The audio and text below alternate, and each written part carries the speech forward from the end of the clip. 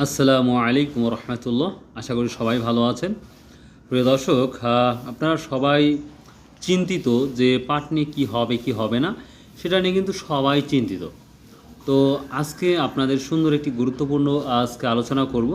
ইনশাআল্লাহ হয়তো সেই আলোচনা ভালো লাগবে। তো আরেকটা কথা বলি, আমরা অনেক টেনশনে আছি, এটাও সত্য। তারপরে আল্লাহ শুকরিয়া আদায় করতে হবে। আর ব্যবসায় লস আর লাভ থাকবে, এটাই স্বাভাবিক। তো আজকে আমরা গতকাল অর্থাৎ গতকাল আপনারা জানেন 26শে এপ্রিল, রোজ রবিবার 2026, 13ই বৈশাখ 1433 বাংলা। তো যাই হোক, একটা পত্রিকায় একটা সুন্দর একটা আমরা নিউজ পেয়েছি, যুগের চিন্তা, পাট শিল্প থাকবে, পাশাপাশি পাট ব্যবসাও টিকে থাকবে। তো এটা নিয়ে আমরা একটু আলোচনা করব। তো গতকাল যেহেতু এই বিষয় নিয়ে আলোচনা করা হয়েছে, মোটামুটি আলোচনা করতেছে, তো সেই অনুপাতে ইনশাল্লাহ আমরা দেখাতে পারবো, আশা করা যাচ্ছে, বা আমরা তথ্য দিতে পারবো ইনশাল্লাহ যে যদি ভালো কিছু হয় তাহলে অবশ্যই আপনাদের জানাবো। তো ইন্ডিয়াতে বর্তমান সময় কিন্তু নির্বাচনের একটা ব্যাপার আছে, সেই ক্ষেত্রে 7-8 দিন হয়তো বাজার এমনই অবস্থা থাকতে পারে গোটা বাংলাদেশে পাটের। তারপরেও আমি আবার বলছি ভাই, আমি আমার জায়গা থেকে শুধুমাত্র ভিডিও তৈরি করি, যতটুক জানি যতটুক বুঝি সেই অনুপাতে কিন্তু ভিডিও করি। আমাদের ভিডিও দেখে, আমি বরাবরই বলেছি, আগেও বলেছি, প্রতিটা পণ্যই আমাদের ভিডিওর উপর ডিপেন্ড করে আপনারা বিজনেস করবেন না। আপনাদের নিজের যে দায়িত্ববোধ বা বিজনেসের যেই কোয়ালিটি আপনাদের আছে সেটা মেনটেন করেই কিন্তু আপনাদের বিজনেস করতে হবে। আর একটা কথা না বললেই নয়, একটা কথা আছে যে grid is very bad for business, অর্থাৎ লোভী, অর্থাৎ আমরা অনেক সময় লোভ বেশি করে থাকি। তো এটাও হচ্ছে এক ধরনের কিন্তু ভালোর দিক না। তো তারপরেও আমরা মানুষ, আমাদের ভুল হবেই, এটাই স্বাভাবিক। তারপরেও আপনারা একটা টার্গেট করবেন সবসময়, যে টার্গেটে হলে হয়তো আমি বিজনেস করব, বা এই টার্গেট হলে আমি পাট না যে কোনো পণ্য আমি বিক্রি করে দেবো, তাহলে অনেক অনেক অংশে কমে যাবে লস খাওয়ার পরিকল্পনা, মানে লস খাওয়াটা খুবই কমে যাবে, আশা করা যাচ্ছে ইনশাল্লাহ। তো তারপরেও দেখা যাক আজকের আলোচনা আমরা কি দেখাতে পারি, বা আপনারা কি কি দেখতে পারেন সেটি নিয়ে আলোচনা করব। প্রথমে আমি জুম করে দেখাচ্ছি, পাট শিল্প থাকবে, পাশাপাশি পাট ব্যবসাও টিকে থাকবে। তো দেখি আজকে আপনাদের কি দিতে পারি। তো আমি যা পেয়েছি তাই কিন্তু আলোচনা করলাম। তো যাই হোক, এটা এখন পর্যন্ত কেউ মানে আপনারা পত্রিকা দেখছে কিনা জানি না। তো তারপরে দেখি, পাট শিল্প থাকবে, পাশাপাশি পাট ব্যবসাও টিকে থাকবে, এমপি কালাম।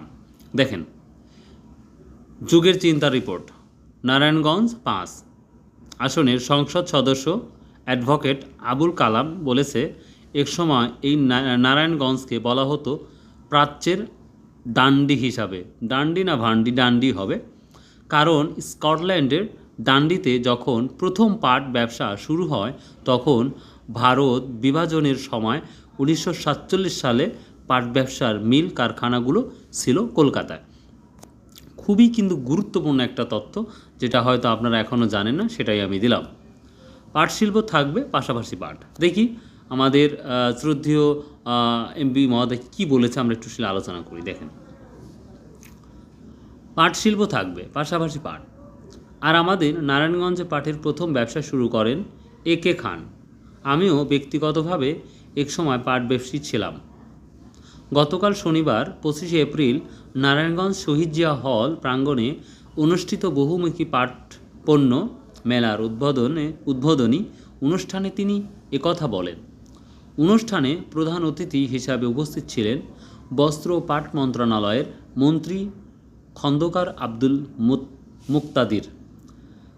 সাবেক সরকারের সমালোচনা করে তিনি বলেন, অতীতে যে সরকার ছিল তাদের কিছু ভুল নীতির কারণে আমাদের এই পেশা থেকে সরে আসতে হয়। এ বিষয়ে মন্ত্রীর কাছে একটি আবেদন করব। আজকে আমাদের জুট অ্যাসোসিয়েশনের নেতৃবৃন্দ দেখা করে আলাপ করেছেন যে আমাদের কিছু সমস্যা আছে যা সহজে সমাধান করা সম্ভব নয়। আমি প্রত্যাশা করব জনগণের দাবির পক্ষে আমাকে মন্ত্রণালয়ে একটু সময় দেবেন। আমরা বসে দেখতে চাই। পাট শিল্প থাকবে, পাশাপাশি পাট ব্যবসাও টিকে থাকবে, কারণ পাট ব্যবসায়ী এমন একটি শ্রেণী যাদের কারণে একসময় পাটকে বলা হতো গোল্ডেন ফাইবার। সেই গোল্ডেন ফাইবার আজ আমাদের বাজার থেকে উচ্ছেদ হয়ে গেছে। আসলে সত্যি দুর্ভাগ্যজনক, খুবই কষ্ট লাগে। তিনি স্মৃতিচারণ করে বলেন, আমার কিশোরগঞ্জে এক সময় অনেক যাতায়াত ছিল। গফরগাঁও, ভালুকা সহ বেশ কিছু জায়গায় ব্যবসা ছিল, কিন্তু কী কারণে পাটের ব্যবসা থেকে সরে আসলাম সেই ব্যাখ্যাটি আজও যারা পাটের ব্যবসা করেন তাদের মধ্যেও বিরাজমান। কারণ ওই সময় সরকার একটি গোল টেবিল বৈঠক করে বিদেশে পাট রপ্তানি বন্ধ করে দেয়। তাহলে বিষয়গুলো খুব অ্যানালাইসিস করে এই ভিডিওটা একটু শুনবেন, তাহলে আর একটু ভালো বুঝতে পারবেন। আমি আবার বলছি, ওই সময় সরকার একটি গোল টেবিল বৈঠক করে বিদেশে পাট রপ্তানি বন্ধ করে দেয়। এরপর আমাদের পাট স্টক হয়ে গেল, তার মানে পাট স্টক করে রেখেছিল। তখন বলা হলো বাফার স্টক করতে। আমরা বলেছিলাম বাফার স্টক করতে টাকা পাবো কোথায়? তখন বলা হয়, আর একটা কথা বলি এখানে, বাফার শব্দটার মিনিংটা আমি বলতে পারলাম না। সো যারা পাট ব্যবসা করেন বা এই সম্পর্কে যাদের ধারণা আছে, প্লিজ আপনারা একটু আমাকে মিনিংটা করে দিবেন যে বাফার মানেটা কি। তো তারপরের দিকে আমরা পড়ি, আমাদের যত লিমিট আছে তা নিয়ে সহায়তা করা হবে। এর উদ্দেশ্য ছিল তৎকালীন সময় আমাদের যে মিল ছিল সেগুলো সচল রাখার জন্য।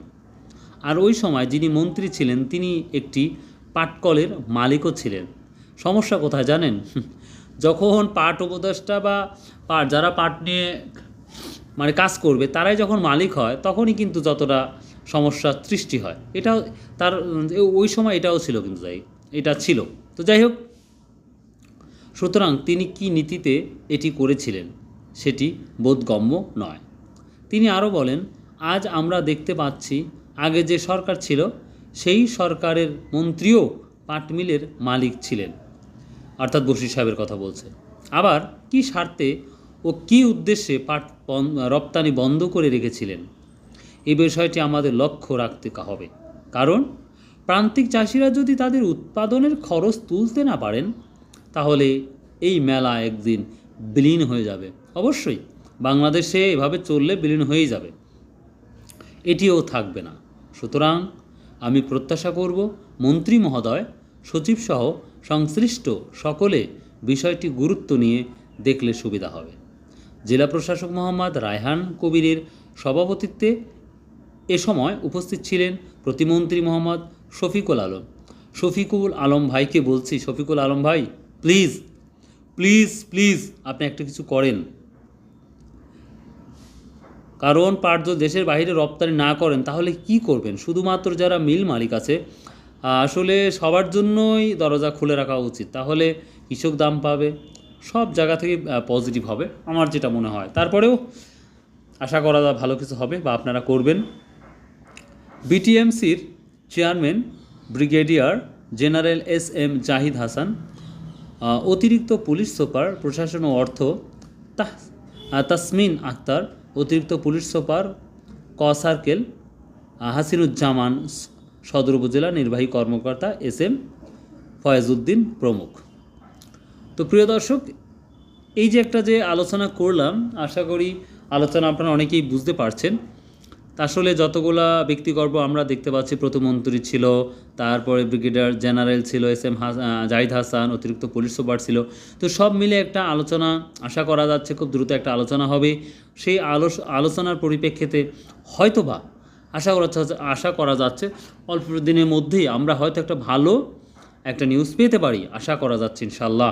আর যদি না পাই তাহলে অবশ্যই কপালে আমাদের দুঃখ আছে, যেটা মনে হয়। আর যদি আমাদের এইটা যদি ভালো কিছু হয় তাই তো নিঃসন্দেহে আমাদের মুখে আবার হাসি ফুটবে। তো প্রিয় দর্শক, ভিডিওটা দেখার জন্য অপেক্ষা করে আছিলেন। আমি যতটুক আমার সাধ্য অনুযায়ী চেষ্টা করতেছি বা আপনারা করবেন। কোথায় দেখেন এই ভিডিওগুলো, যারা দেখতেছেন প্লিজ চ্যানেলটা সাবস্ক্রাইব করে রাখবেন। আর নতুন কোনো তথ্য পেলে অবশ্যই ভাই আমার হোয়াটসঅ্যাপ নাম্বার আছে, অবশ্যই হোয়াটসঅ্যাপ নাম্বারে আপনারা পাঠিয়ে দেবেন 01750 296211। সো বাই, আল্লাহ হাফেজ, আসসালামু আলাইকুম রহমতুল্লাহ।